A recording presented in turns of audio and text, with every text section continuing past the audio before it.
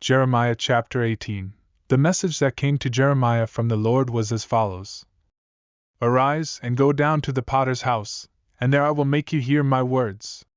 So I went down to the potter's house, and I saw him working on a wheel.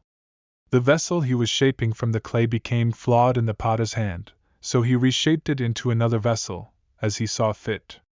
Then the word of the Lord came to me, saying, O house of Israel, can I not do with you as this potter does? Says the Lord. Behold, like clay in the hand of the potter, so are you in my hand, O house of Israel. At any time, if I speak concerning a nation or a kingdom, to pluck up, tear down, or destroy it, if that nation I warn turns from their evil ways, I will relent and not bring the disaster I had planned for them. And at another time, if I speak concerning a nation or a kingdom, to build and plant it, if they do evil in my sight and do not obey my voice, I will relent and not do the good I had intended for them. Now therefore, speak to the men of Judah and the inhabitants of Jerusalem, saying, Thus says the Lord, Behold, I am forming disaster against you and devising a plan against you.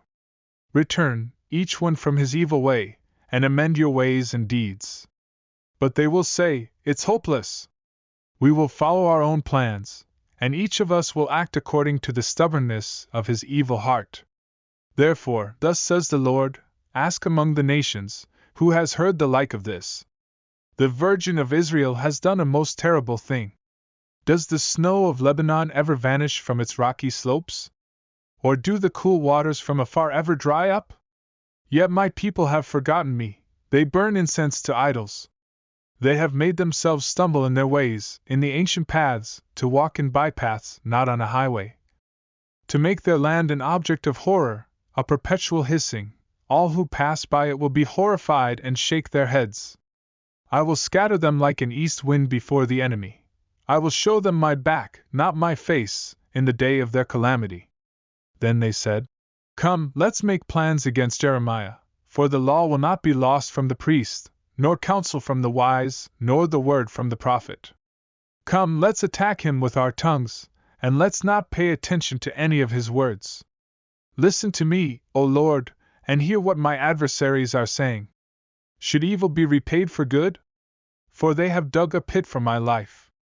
Remember that I stood before you to speak good on their behalf, to turn your wrath away from them. Therefore, deliver their children over to famine, pour out their blood by the force of the sword. Let their wives become bereaved of their children and widows. Let their men be put to death. Let their young men be slain by the sword in battle. Let a cry be heard from their houses when you suddenly bring a raiding band against them, for they have dug a pit to capture me and have set snares for my feet. But you, Lord, know all their counsel against me, to kill me. Do not forgive their iniquity or blot out their sin from your sight. Let them be overthrown before you. Deal with them in the time of your anger.